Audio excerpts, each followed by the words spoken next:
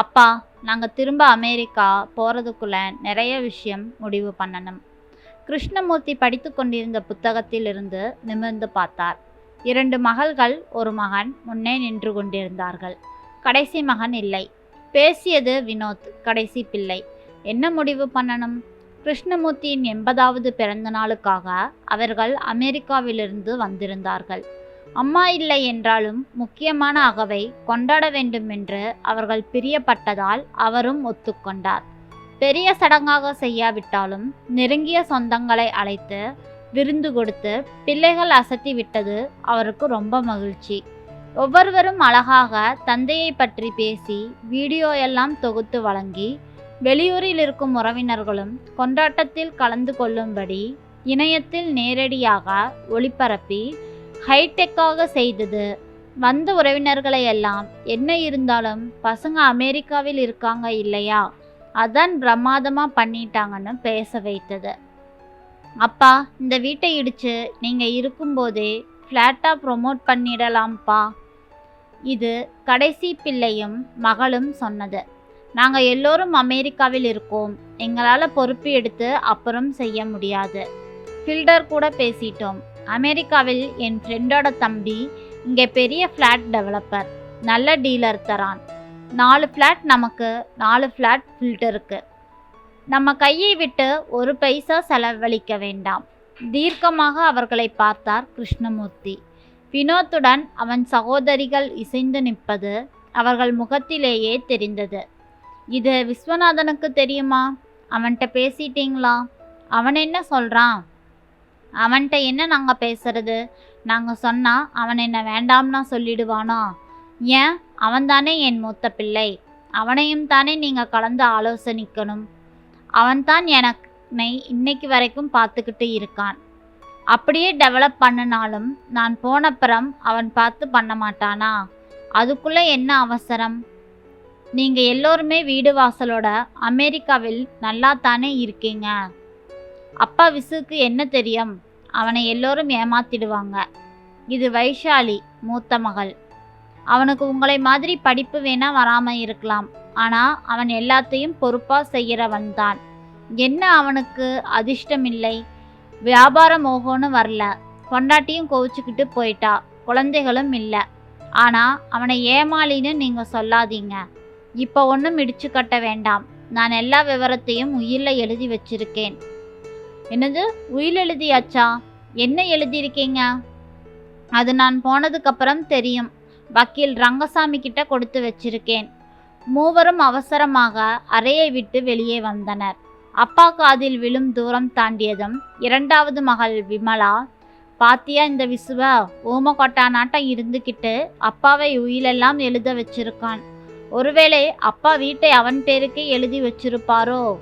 குசுகுசுவென்று கொஞ்ச நேரம் கூட்டு உரையாடலுக்கு பின் மூவரும் திரும்ப அப்பாவின் அறைக்கு சென்றார்கள். உயில் எழுதி வச்சிருக்கேன்னு சொல்றீங்களே, அப்போ எப்படி போகணும்னு எல்லாம் எழுதி வச்சிருக்கீங்களா? என்னது எப்படி போகணுமா? இல்லை வீட்டில் போகணுமா? இல்லை ஆஸ்பத்திரியிலையா?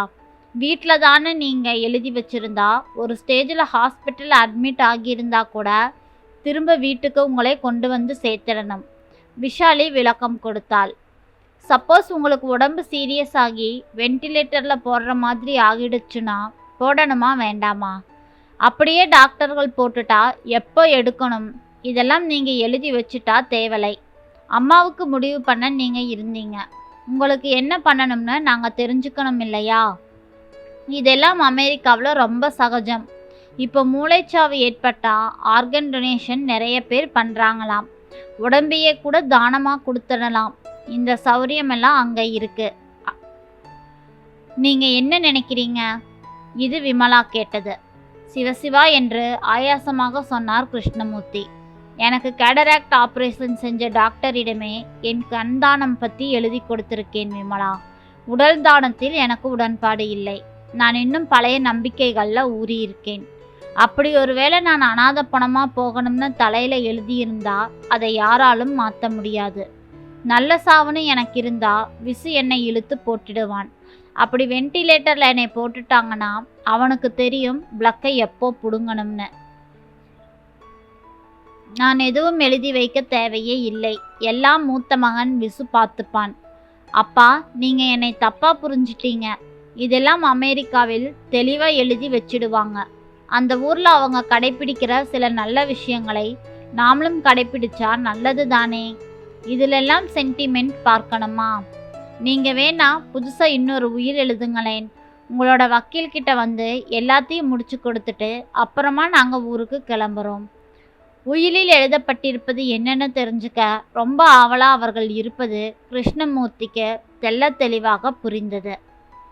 3-4 கோடி ரூபாய் சொத்துக்கு பங்கு பிரிப்பதில் அவர்களுக்கு இருக்கும் ஆர்வத்தை பார்த்து வேதனையாக இருந்தது அவருக்கு. பிள்ளைகளை இப்படியே வளர்த்து விட்டிருக்கோம் என்று நொந்து கொண்டார். மாலையில் விசு தன்னுடைய கணினி பழுது பார்க்கும் கடையை மூடிவிட்டு வந்த பொழுது சகோதர சகோதரிகள் அவனுடன் சரியாக பேசாதது கண்டு அப்பாவிடம் வந்தான். என்னப்பா, யாருமே சரியா பேசல? வீட்டில் ஏதாவது பிரச்சனையா? இன்னும் 2 நாளில் கிளம்பிடுவாங்களே. ஏதாவது வாங்கி பேக் பண்ணணும்னா நான் ஹெல்ப் பண்ணலாமேன்னு கேட்டேன். யாருமே சரியாக பதில் சொல்லலை என்றான். ஒன்றுமில்ல விடுடா, அவங்கவுங்க வேணுங்கிறத வாங்கி பேக் பண்ணிப்பாங்க. சின்ன குழந்தைகளா என்ன அவங்க? நீ போய் உன்னோட வேலையை மட்டும் பாரு என்றார். இரவு உணவு உண்ணும் பொழுதும் மௌனமாகவே கழிந்தது. விஸ்வநாதனுக்கு வருத்தமாக இருந்தது. அவனுக்கு விமலாவுடன் நெருக்கம் அதிகம். என்ன விமலா, எல்லோரும் பேசாம இருக்கீங்க? மனசுக்கு வருத்தமாக இருக்கு. அப்பாவோட ஏதாவது வாக்குவாதமாச்சா? அவர் முகமும் வாடி இருக்கே என்று கேட்டான். ரொம்ப அக்கறை தான் போ உனக்கு. அப்பா உயிலெல்லாம் எழுதி வச்சிருக்காரு. ஒரு வார்த்தை எங்களிடம் சொன்னியா என்றாள். என்னது, அப்பா உயில் எழுதி வச்சிருக்கிறாரா? எனக்கே தெரியாதே. அப்படி எழுதி வச்சாலும் நல்லது தானே. நாம 4 பேர் இருக்கோம், பிரச்சனை வேண்டாம்னு அப்பா விவரமா எழுதியிருப்பார். அப்பாவுக்கு எப்பவுமே எதையும் நியாயமாக பண்ணணும்னு விருப்பம் தானே என்றான் வெகுளியாக. நாங்க வீட்டை இடிச்சு ஃப்ளாட் ப்ரமோட் பண்ணலாம்னு சொன்னோம். அப்பா எதுக்கும் ஒத்துக்கலை என்றாள். ஏன் விமலா, அதுக்கு இப்போ என்ன அவசரம்? அம்மா இருந்த வீடு இது. இன்னும் அம்மா இங்கேயே இருக்கிற மாதிரி தான் நானும் அப்பாவும் நினச்சிக்கிட்டு இருக்கோம். அப்பா போனதுக்கப்புறம் இதையெல்லாம் பேசக்கூடாதா? அப்பா காலத்துக்கு பின்னாடி அதை பண்ணிக்கலாமே. இப்படியா அப்பா கிட்ட பேசுவீங்க? ஆமாண்டா, உனக்கென்ன? ஓசியில் அப்பாவோட இருந்துக்கிட்டு இருக்கா. அப்பா போனதுக்கப்புறம் வீட்டை காலி பண்ணுவியோ மாட்டியோ? நாங்கள் அமெரிக்காவில் உட்காந்துக்கிட்டு உன்னை கிளப்பவா முடியும்? விதிர்த்து போய்விட்டான் விசு. இவர்கள் வரும் முன் வீட்டை ஒழுங்குபடுத்தி ஒவ்வொருவர் வரும்போதும் விமான நிலையத்துக்கு போய் தேவுடு காத்து அழைத்து வந்து நிலையத்துக்கு போய் வேண்டியதெல்லாம் செய்து கூட்டிட்டு போய் அதிக எடையினா எடுத்துட்டு போக முடியாத சாமான்களை எல்லாம் போஸ்ட் ஆஃபீஸில் போய் தனியாக பார்சல் கட்டி அனுப்புவான். ஒவ்வொரு முறையும் இவர்கள் எல்லோரும் வந்து போகும் பொழுதும் ஒரு கல்யாணம் நடத்தி முடித்த ஆயாசத்தை எல்லாம் பொருட்படுத்தாது அன்புடன் செய்து வந்த அவனுக்கு இந்த பேச்சு முகத்தில் அறைந்தாற்போல் இருந்தது. அதுவும் அம்மா இருக்கும் பொழுது அம்மா தனியாக பலகாரம், பணியாரம், ஊறுகாய், பொடி வகைகள் என்று தனியாக செய்து கொடுப்பாள். அதையெல்லாம் பார்சல் கட்டி அனுப்புவதும் இவன் பொறுப்புதான். இதையெல்லாம் வேலையாக நினைக்காமல் ஆசையாக செய்தும் இவர்களின் எண்ணம் இப்படி இருப்பது கண்டு அவனால் ஜீரணிக்க முடியவில்லை. அதுவும் தனக்கு குழந்தைகள் இல்லாததால் அவர்களின் குழந்தைகள் மேல் அளவு கடந்த பாசம் வைத்திருந்தான் விசு. இவ்வளவு செய்யும் அவனுக்கு அவர்கள் சேவிங்கில் வாங்கிய டிஷர்ட்டையோ இல்லை ஒரு கைக்கடிக்காரத்தையோ தான் பெரிய பரிசு பொருளாக கொடுப்பார்கள்.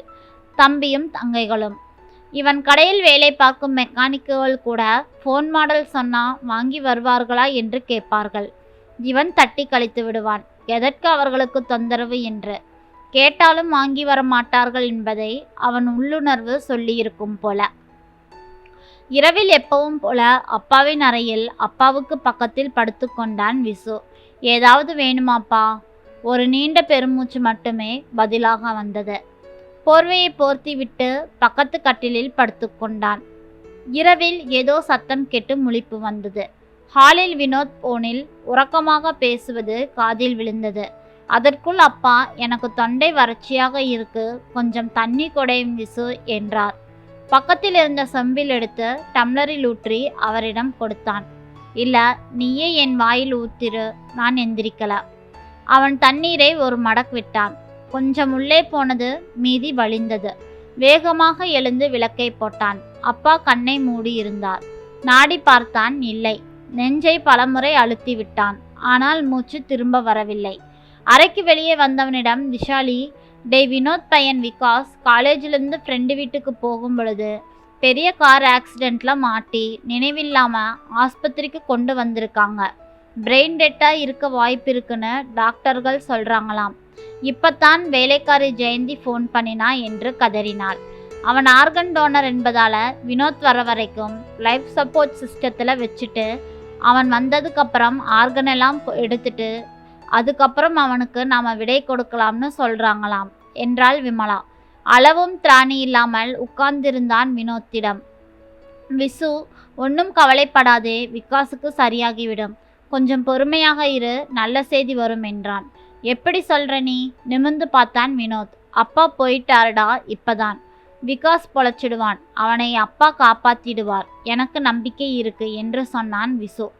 நான் ஆக வேண்டிய காரியத்தை பார்த்துக்கிறேன். நீ எது அடுத்த ஃப்ளைட்டோ அதில் கிளம்பிப்போ என்றான். விஷாலியும் விமலாவும் அப்பாவின் அறைக்குள் ஓட வினோத் விசுவை கட்டி கொண்டான். இல்லை விசு, நான் இருக்கேன். அப்பா காரியம் ஆன பிறகு கிளம்புறேன். நிச்சயமா விகாஸ் பொழைச்சிடுவான். நீ சொன்ன வார்த்தையை நான் நம்புறேன். கஷ்டம்னு வரும்பொழுதுதான் தெரியுது உறவு எவ்வளவு முக்கியம்னு. என்னை மன்னிச்சிடு விசு என்று கட்டிப்பிடித்து அழுக ஆரம்பித்தான் வினோத். அதற்குள் விமலாவும் விஷாலியும் அப்பாவின் அறைக்கு ஓடினார்கள். அறைக்குள் சென்ற சகோதரிகள், அப்பா நாங்கள் பேசினது தப்புதான்ப்பா, இப்படி சொல் பொறுக்காம உடனே எங்களை விட்டுட்டு போயிட்டீங்களே என்று அழுவது விசுவின் காதில் விழுந்தது. கொஞ்சம் தாமதம்தான், ஆனா அப்பா மன்னித்து விடுவார் என்று மனதிற்குள்ளே நினைத்து கொண்டான் விசு. குடும்பத்தின் ஒவ்வொரு உறவுகளும் எவ்வளவு முக்கியம் என்று உணர்த்தும் கதை இது. நன்றி. இந்த கதை பிடிச்சிருந்ததுன்னா மறக்காம நம்ம சேனலை சப்ஸ்கிரைப் பண்ணுங்க. உங்களுடைய ஒவ்வொரு சப்ஸ்கிரிப்ஷனும் எனக்கு ரொம்ப முக்கியமானதாகும். நன்றி. நாளை வேறொரு கதையில் சந்திக்கலாம்.